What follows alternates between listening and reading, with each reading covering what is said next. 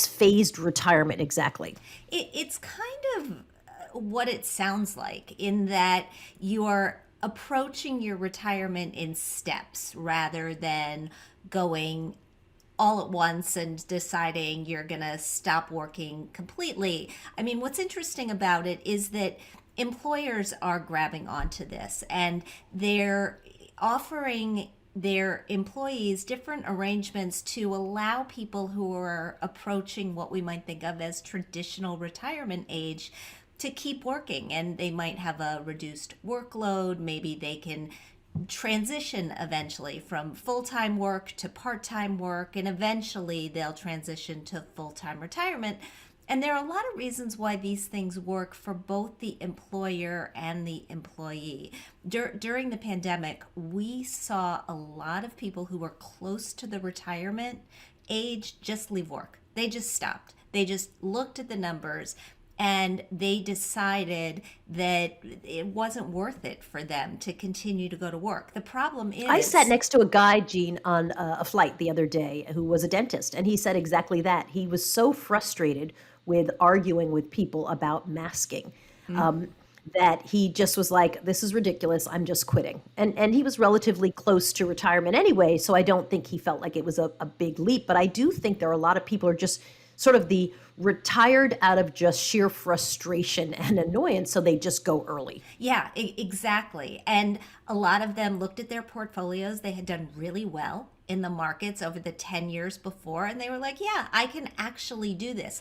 But here's the problem.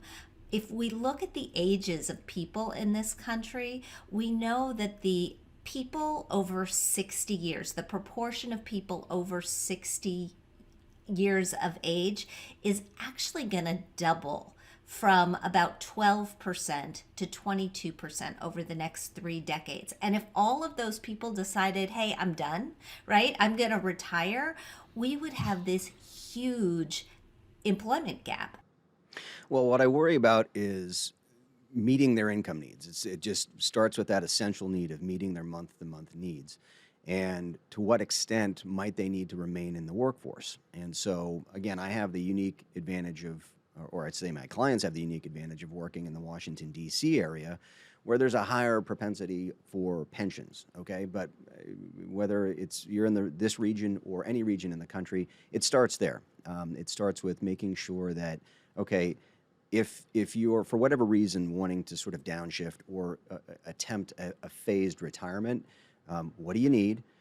How much of that need needs to be met from a portfolio, and what degree of risk is required in that portfolio to meet your needs, outpace inflation, but also account for the downside?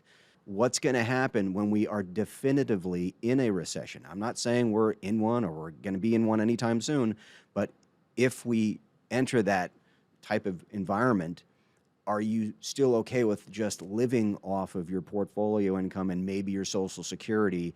And if not, that's where we really need to hone in on this idea of a phased retirement, working less. And I say this all the time. I mean, that can be, it's literally one of the biggest game changers in retirement planning.